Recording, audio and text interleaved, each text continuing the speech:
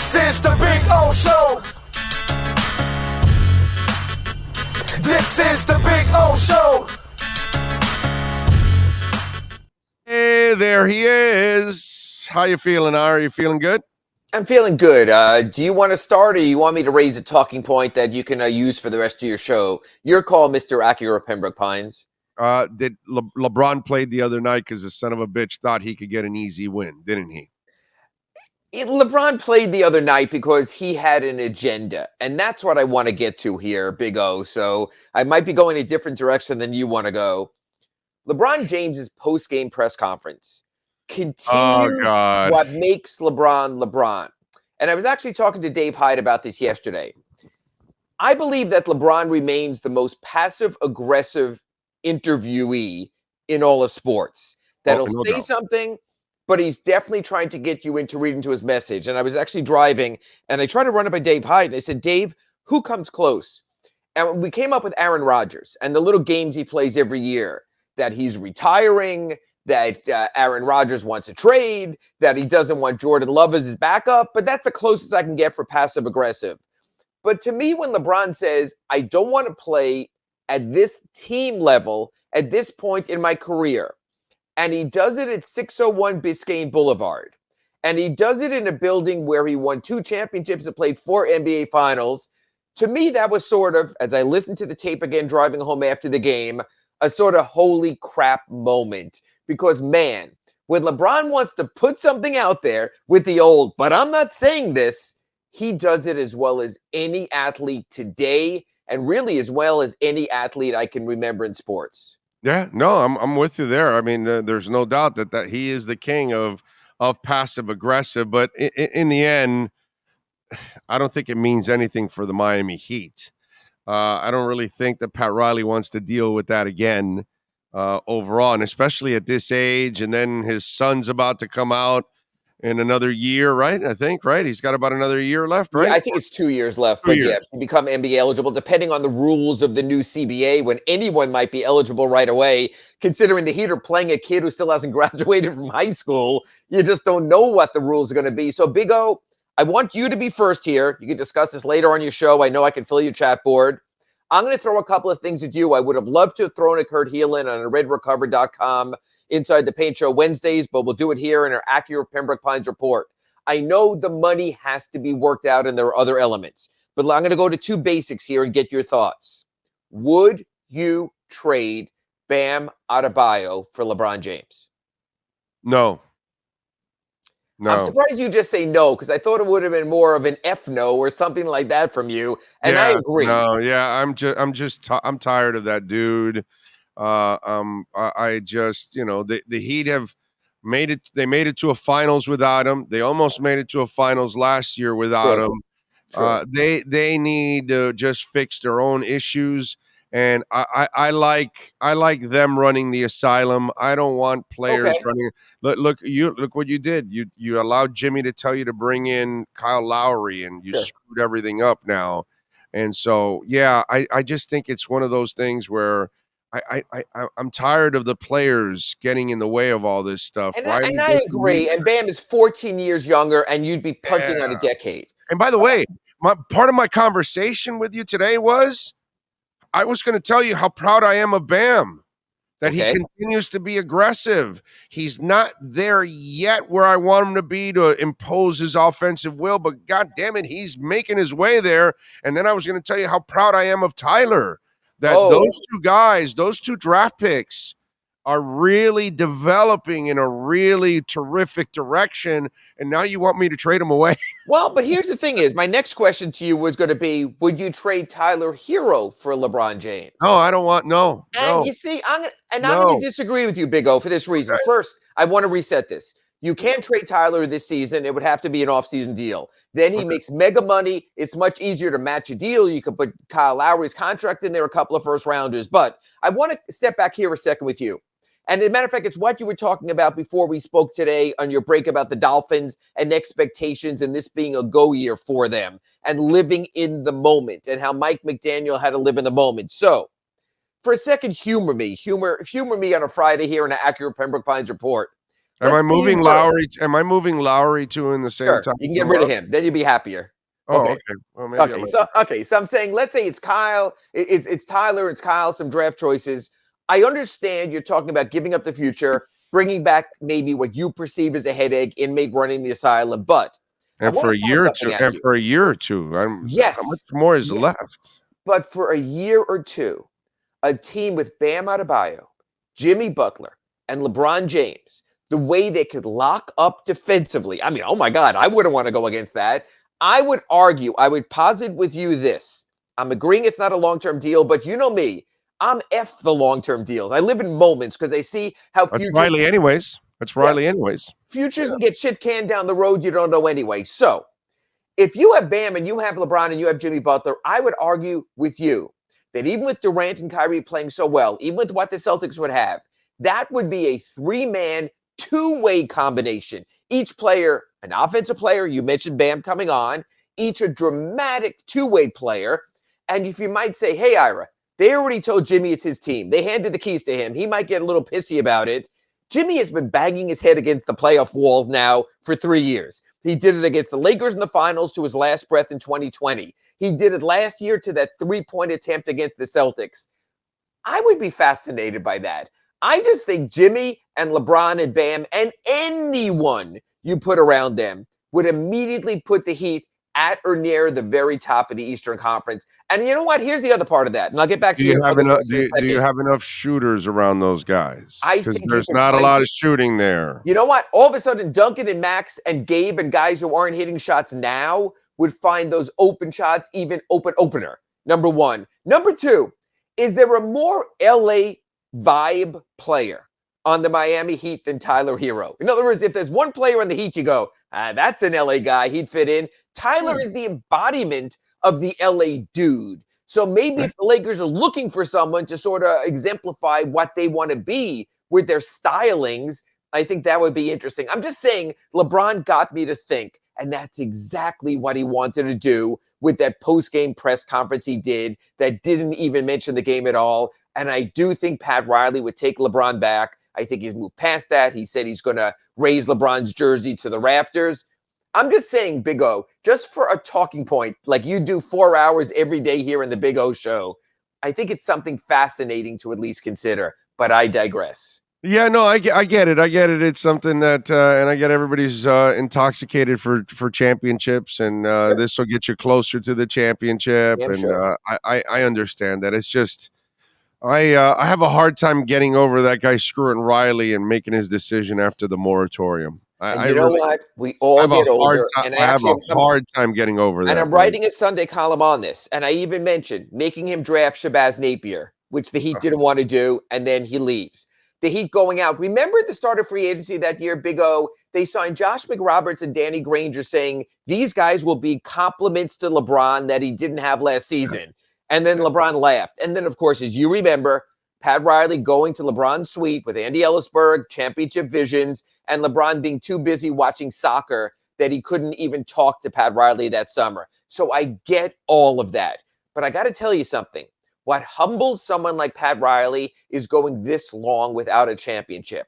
And when you can see a championship vision, I think you might make a decision that you might have vowed a decade earlier you would never do again. That is okay. I want to ruin your morning and give you an interesting, accurate Pembroke Pines report. But if you want to talk about Bam and you want to talk about Tyler and what they're doing right now, I fully agree on Bam. He's becoming every bit of the player you want him to be. He's getting his goddamn 18, 17, 16 shots a game and doing something with it efficient, incredibly efficient. Well, but he's always been efficient. You just wanted him to be aggressive, is what you wanted him to be. And now we're finally seeing a more aggressive guy. We're watching Tyler fill up the stat sheet. I mean, it's like 6, 7 assists every night, man. You know, 17 in the last 2 games. Yeah. Yeah, I'm so impressed with Tyler, how he's really developing his game, even coming up with a couple of steals and stuff. I just think that those two guys, and they're not high lottery picks. They're the back end of the lottery, 13 and right? 14. Drafted 13 and 14. The only disagreement I have with you, Orlando Alzugaray, is this. Tyler is a one-way player. And fair. even at the start of the Lakers game, LeBron could not get that switch fast enough. And that's hard and that's limiting. So what I said when I was offering you the other option there is you need two-way players because this has been a pick-on-you league. It's the reason that the Lou Williams and the Jordan and Jamal Crawfords can't stay on the court with their great offense at the end of games. It's the reason every team picks on that guy. And you know what? I'll put it this way. Yeah. We challenged Bam to get more aggressive and better on offense, and he absolutely has. Big Right. O, I'm not so sure, no matter how much you challenge Tyler, you know what? We all have certain skill sets. You can do radio, but you don't have a face for TV. You recognize No. that. I with the hair prefer the radio also. I'm saying, do you think even in his best day, if he's in the gym every day, if he's working with the best defenders ever, is Tyler Hero ever even going to be a good defender? No. You know that right away already. Yeah. You know within the first year or two what kind of player and the disposition, if it's in there. You have it or you Defense, don't. yeah, you either have it or you don't. You either give a shit about playing defense or I you think don't. okay, but I'm going to stop. I'm going to stop there. I don't want to condescend. I think he does give a shit about being a defender, but you don't always have the tools. In other words, it's like asking a short guy to dunk. It's like asking a. I still I still think that if you have the determination, you won't like example, Tim Hardaway.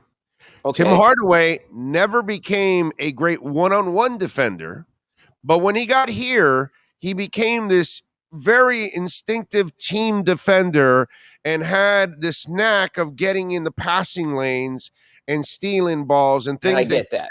and he didn't do in Golden State because he understood with the guys that he was playing with, that was part of it. And obviously the guy that's coaching him, he's demanding that you play that side of the court at one point or another. So Tim Hardaway came in as a guy that was purely on offense and apparently some attitude issues in Golden State. Came here, kind of fixed that in a way, and then also sacrificed, took charges, and started to steal the basketball. And I think that has to come from within you. And Tim. Tim has SOB in him. Yes. You know what I mean? Just So he wrote has to about him try today. and Yes, yeah, and I he has get to that. try to- But yeah. I want to give you the counter. There was actually a Heat championship point guard in Jason Williams who Okay. also wanted to do that. Jason Williams knew every opposing team's play. The opposing team would call 4 out. Jason Williams would look to the Heat bench. What do I need to do? But he still was too frail to get through or around the screens. And he Right. would get what they call getting killed on screen. So sometimes you just don't have that. Look, when Tyler got drafted, one of the knocks and the reason he fell to the late lottery was he has short arms, those sort of Kevin Willis alligator arms. He has a negative, wingspan. That hurts you defensively. He'd like to play for deflections, like to get their hands on balls. You can't as much. Tyler is trying. Tyler cares. Tyler, please, if you get a chance, go to the arena, watch him off the ball. He works at it. Some players don't have skill sets. Shaq couldn't shoot free throws. He could work all he wanted. He just couldn't do it. So I think you have to look at a player's limitations also. Bam Adebayo has the greater upside for that reason than Tyler. He can be a two-way player. Oh, you need a lot of two-way players to win championships in this league. I'm with you. But by the way, when you talk about frail, that's what I thought of Tayshaun Prince when he came into the league. I'm like, oh my God, this beanpole is going to struggle in this league, And he was a hell of a defensive player because he just had a pit bull mentality. He had great length also, though. He had long arms. Yeah, he had long arms, but he was frail. I mean, he looked skinny as hell. But then when you saw him, he was one of those dudes that was wiry and tough. Actually, when in the end, he wasn't frail and skinny. He was wiry and tough. You know what I mean? Because it was one of those things that when you saw Tayshaun Prince get into the league at the beginning, you're like, wow, whoa, this guy's going to need a couple of hamburgers, to survive in this league. And he impressed me with the way he not just lasted, but thrived in this league. Absolutely. Yeah, no, I agree with that. But so I think the Heat are making the most of what they have now. But I think you would agree when you look at the East now, when you look at Boston, Milwaukee, and the Nets coming on, and the Sixers, and the Heat need something else. They need one more. They need another thing. And I'll be curious to see how they try to go about and find that either by the February 9th trading deadline or in the offseason. All right. Well, they also need wins. But Yes. tonight they're going up against a bitch of a team in the Nuggets. But then the following night on Saturday, they're in Utah. Right. Hopefully not to ski, but to pick up a victory against a team that's not as hot as the Denver Nuggets. So if you're the Heat, are you going all out now because you're 18 and 17? We're approaching the halfway mark of the season now. At what point is, hey, let's no more pacing. Let's get this thing, not rest guys as much, and let's get some victories. Well, there'll be one more pacing because the Heat already came out and said Jimmy Butler will not play both games of this back-to-back set because of his knee. I am You rest shocked them tonight. and So I'm you rest shocked them he's listed as probable for tonight. I was thinking I'll see the injury report, he'd be listed as out because I would want to get the look. This is a bitch of a trip. You're playing at Denver, you're playing at Utah, you're playing the Clippers, you're playing the Lakers, you're playing the Suns. The two winnable games would appear Utah and the Lakers. You want to at least go 2-3 to come back 500, reset yourself. That's what I would have done. I'm not so sure Eric Spoelstra's mentality is in this.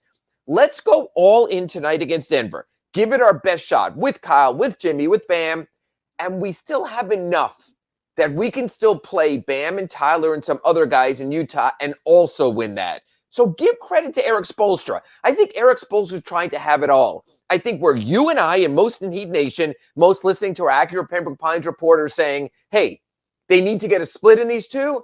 I think Eric Spoelstra in his maniacal way is trying to get a sweep of these two. Have you, young man, been around Eric Spoelstra too long? Because he always thinks he has enough. Yes. Okay? He does. So you've got 4 nursery kids and a first grader along with Tyler, and you think you're going to go out and beat whoever? Yeah, we got enough. These tots know how to handle the ball. They can shoot. They can play defense. We got enough.